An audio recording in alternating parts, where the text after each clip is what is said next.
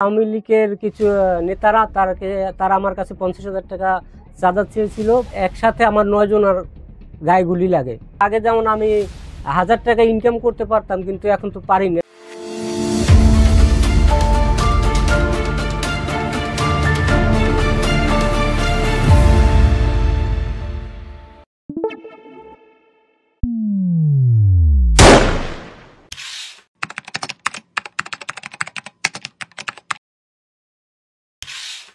জুলাই যে আমি গুলি খেয়েছি, এর আগে আমি টিভিতে বা মোবাইলে দেখি যে অনেক ভাই আহত হয়েছে, নিহত হয়েছে।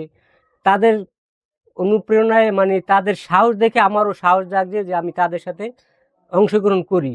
কিন্তু আমি কাজে ব্যস্ত থাকার কারণে যাইতে পারি না। তবে 19 জুলাই আমি কাজে যাই না, সেদিন জুম্মার নামাজ পড়ে তারপরে বের হয়েছি তাদের সাথে যোগ দেওয়ার জন্য।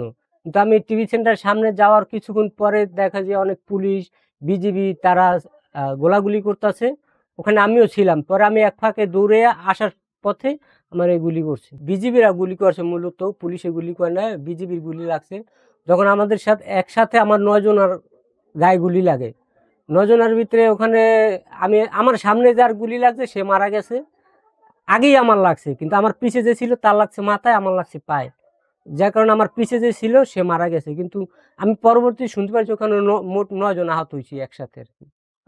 শুধুমাত্র আপনার 9 জন আহত হয়েছেন? একসাথে 9 জন, সংখ্যাটা তো আরো আরো বেশি ছিল। জি, আপনার বাড়ির আশেপাশে তো এরকম আহত সংখ্যা অনেক আছে। অনেক। ওই তো আমার আশেপাশেই 9 জন আর কি আহত হয়েছি আমরা।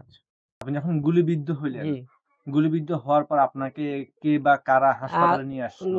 তখন ওখানে আমাদের এলাকার অনেক ভাইরা ছিল। তারা, আমি যখন গুলি খেয়ে ওখানে পড়েছিলাম, 3-4 মিনিট পরে আমার এক ভাই দেখা আমার রিক্সায় করে আমার বাসার এখানে নিয়ে আসে।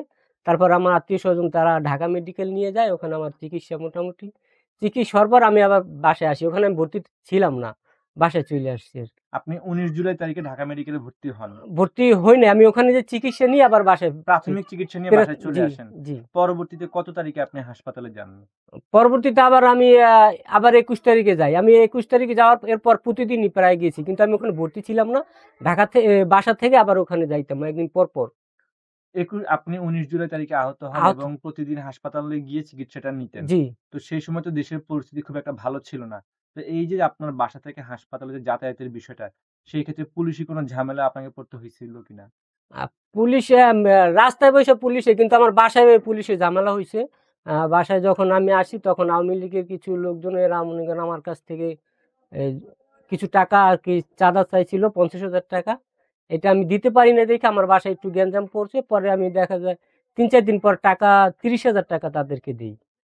আর আপনি যখন ঢাকা মেডিকেলে চিকিৎসা নিচ্ছিলেন, সেই ক্ষেত্রে তাদের চিকিৎসাটা কেমন ছিল? ঢাকা মেডিকেল তখন অনেক লোক, হয়তো তাদের সমস্যা নাই, কিন্তু যারা চিকিৎসা দেয় তারও কিন্তু কিন্তু বহিরাগত কিছু আওয়ামী লীগের এরা চিকিৎসা দিতে দেয় নাই। এরা বলছে যে ফিঙ্গারপ্রিন্ট দেওয়া লাগবে, মানে অনেক ঝামেলা করছে তারা আর কি। ডাক্তাররা ডাক্তাররা সহযোগিতা করছে, ভালো ডাক্তার নার্স এর কাছ থেকে সহযোগিতা হয়েছে। কিন্তু কিছু লোকের কারণে আর কি পরবর্তীতে 5 তারিখের পরে সব ঠিক হয়ে গেছে, তখন আর কি ভালোভাবে চিকিৎসা নিতে পারছি। আপনি যে বললেন যে স্থানীয় আওয়ামী লীগের নেতৃবৃন্দ আপনার কাছ থেকে 50,000 টাকা চাঁদা দাবি করে এবং আপনি 30,000 টাকা দেন। জি। এই টাকা দেওয়ার পরে কি তারা আপনাকে কোন ধরনের ঝামেলায় ফেলে নাই বা নাকি ঝামেলা তারপরে তৈরি করছিল? না, না, না। টাকা দেওয়ার আগে ওরা ঝামেলা করছে, কিন্তু টাকা দেওয়ার পরে আর তারা আর আসে নাই, আর ঝামেলাও করে নাই। আপনি 19 তারিখে গুলিবিদ্ধ হন এবং 19 তারিখ থেকে আপনার চিকিৎসা চলমান ছিল। জি। তো এই চিকিৎসা বাবদ এখন পর্যন্ত আপনার নিজের কত টাকা খরচ হয়েছে? আ এ পর্যন্ত আমার নিজের টাকা গেছে 40,000 টাকা। আমি আমার গাড়ি ভাড়া বা ডাক্তার খরচ, ওষুধ নিয়ে 40,000 টাকা খরচ হয়েছে।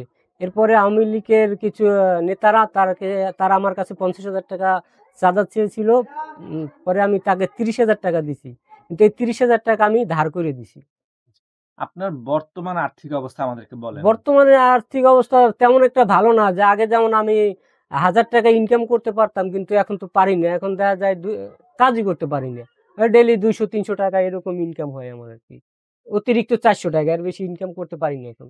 আমরা তো আপনার মতো প্রায় 30,000 এর অধিক ভাইয়ের আপনারা বঙ্গুত্ব বরণ করছেন, অন্ধত্ব বরণ করছেন। প্রায় ২,০০০ অধিক ভাই শাহাদাত বরণ করছেন এই নতুন বাংলাদেশ পাওয়ার জন্য।